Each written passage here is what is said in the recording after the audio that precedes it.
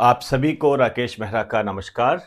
राकेश मेहरा जी के क्लासेस की तरफ से मैं आप सभी स्टूडेंट का हार्दिक स्वागत करता हूं। दोस्तों, चतुर्थ श्रेणी भर्ती परीक्षा 2024 के संबंध में जो पदों को बढ़ाने की जो मुहिम चल रही है, उसमें एक नया पड़ाव हमारे सामने आया है और उसी पर मैं आज आपसे बात करने जा रहा हूं। और आगे हम किस तरीके से करेंगे, उसकी भी कुछ जानकारी अपडेट के रूप में आपको दूंगा। तो चतुर्थ श्रेणी कर्मचारी पदों में बढ़ोतरी 100% कन्फर्म। क्यों है ये 100% कन्फर्म, अभी बात करेंगे। कट ऑफ में गिरावट, ओबियसली बात है, यदि पदों में बढ़ोतरी होगी तो कट ऑफ में गिरावट हमारे सामने आएगी, लेकिन कितनी होगी ये जानना बेहद आवश्यक है।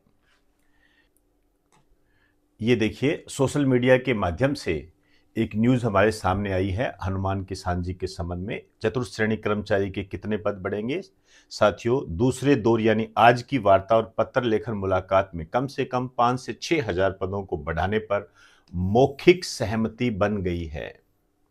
मौखिक सहमति बनी है, इसका मतलब कहीं न कहीं हमारी जो मुहिम है वो सफल साबित हो रही है। और मान के चलना, मेरा ऐसा अनुमान है, अनुभव है, आपको बता दूं कि कम से कम 6,000 पद तो जरूर बढ़ेंगे। लेकिन हमें इन 6,000 पदों तक सीमित नहीं रहना है, हमें कम से कम 20,000 पदों को बढ़ाना है। इससे पहले मैंने आपको ये बताया था कि किस तरीके से विभागों में ये जांच हो रही है कि कितने पद खाली है। उसी दिशा में ये पड़ाव हमारे सामने आया है। हम सफलता की तरफ जा रहे हैं और जरूर सफल होंगे, लेकिन यहां पर आपका सहयोग बहुत जरूरी है और मैं महसूस कर पा रहा हूं कि आप पुरजोर तरीके से साथ में बने हुए हैं। आगे हम क्या रणनीति बनाएंगे उस पर मैं बात करूंगा। अब ये भर्ती 53,749 से लगभग 60,000 तो कम से कम होने जा रही है। मतलब हमारे सामने ये आ रहा है कि 60,000 पदों पर यह भर्ती हो सकती है। अपने आप में एक बड़ी जीत है और युवाओं के लिए खुशखबरी है। वैसे फाइनल जो होगा वो तो देखिए सभी विभाग से रिक्त पदों के डाटा आने के बाद क्लियर होगा, लेकिन आप ये मान के चलिए, ये जो सूचनाएं होती है कहीं ना कहीं सीढ़ी होती है जो हमें सफलता की तरफ लेके जाती है। इसके निराश होने की कोई आवश्यकता नहीं है, ये जरूर सफल होंगे हम। लेकिन हमारी जो मुहिम है वो 70,000 तक है। कम से कम 70,000 पद तो हो, 20,000 पद तो बढ़े, कम से कम हम इतना मान के चलते हैं, या इसके आसपास हो। अब देखिए, आगे की रणनीति यदि मैं आपसे बताऊं तो यहां पर मैं आपसे ये कहना चाहूंगा कि अभी मैं कुछ जिलों की तरफ जाऊंगा। सुरेश देवंदा सर जिलों की तरफ गमन कर चुके हैं और वहां पर ये स्टूडेंट से मिल रहे हैं। उसी दिशा में मैं भी एक आवश्यक कदम उठाने जा रहा हूं और जिसकी सूचना मैं आपको जल्द ही दूंगा। मैंने कट ऑफ के बारे में आपको बताया है और जो कट ऑफ है, मान के चलना यदि 6,000 पद भी बढ़ते हैं, 6,000 पद भी बढ़ते हैं तो कम से कम ये लगभग 60,000 पदों की वैकेंसी हो जाती है लगभग। और यदि 60,000 पदों की वैकेंसी होती है तो जो मैंने आपको कट ऑफ बताए हैं उसमें कम से कम 3 अंकों की,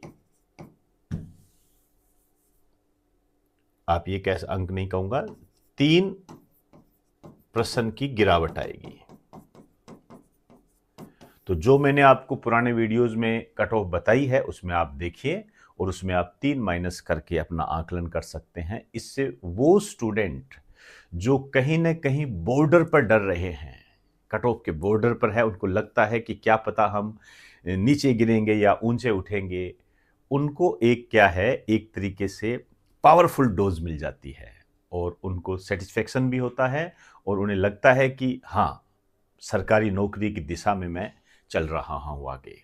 तो दोस्तों, कम से कम 3% की गिरावट जरूर आएगी यदि 6,000 पद भरते हैं लगभग और लगभग 60,000 पदों की वैकेंसी हो जाती है।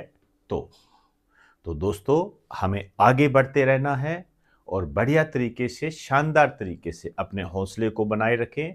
हम सब आपके साथ हैं, प्रत्यक्ष या अप्रत्यक्ष रूप से।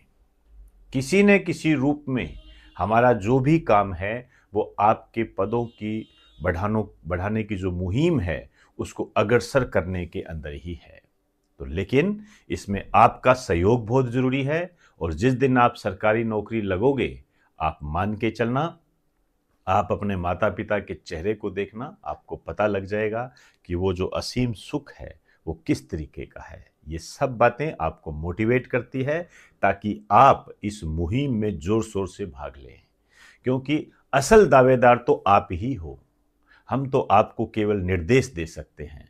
तो जो भी विद्वान है, जो भी टीचर है, और जो भी ऐसे लोग जो कि पदों को बढ़ाने की मुहिम में बहुत आगे चल रहे हैं, किसी न किसी रूप में आपका साथ दे रहे हैं, उनके द्वारा किए गए निर्देशों का पालन करें, और जो जो भी वो वीडियोस बनाते हैं उनको शेयर करें, क्योंकि वर्तमान सोशल मीडिया का युग है, और सोशल मीडिया में जो पोस्ट ज़्यादा वायरल होती है, जो ट्रेंड में आती है, उसका सामना कहीं न कहीं राजनीतिक स्थिति को करना पड़ता है।